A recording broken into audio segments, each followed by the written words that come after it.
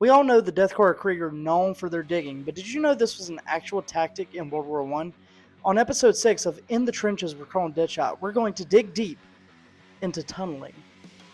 During World War I, it was extremely dangerous to run into no man's land, an open field where you could be bombed or mowed down by machine gun fire. Tunneling added a new front to the war. This gave a way for both sides to reach each other's sides safer, but arguably a little bit more time and also a little bit more dangerous. Specialized engineers were tasked to dig these tunnels under enemy positions or into no man's land to halt enemy advances and charges. They were equipped with revolvers, other pistols, daggers, clubs, or cut down rifles, anything close quarter that could help them in combat if they stumbled upon enemies tunneling as well. Both sides utilized this tactic throughout the war, and 9 times out of 10, they would probably run into each other. So this would result in a close quarter combat and some of the fiercest fighting throughout the war. This also helped develop anti-tunneling techniques.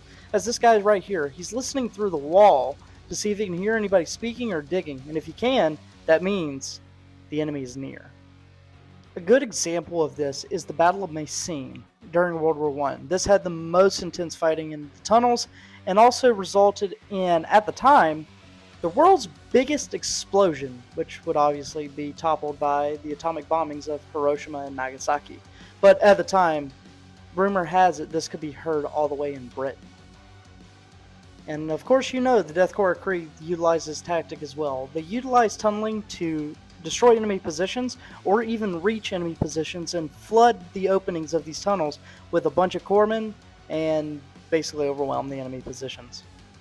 Tunneling can be seen in the book Siege of Rax, written by Steve Lyons, and I highly recommend you guys check that book out because it also has a part where it introduces one of the key characters of the book, but also describes how tunneling was used during the siege. Just like their counterparts in World War I, they utilized close combat weapons such as the close combat shotgun, knives, daggers, clubs, and even the shovel.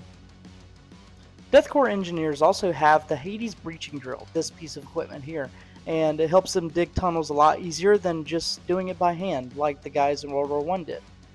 And that is the tunneling tactic. Did you learn something today, or did you already know this stuff? If you did, leave a like, comment, share, and follow for more lore on the Death Korps of Krieg. I'm Colonel Deadshot, and you're dismissed.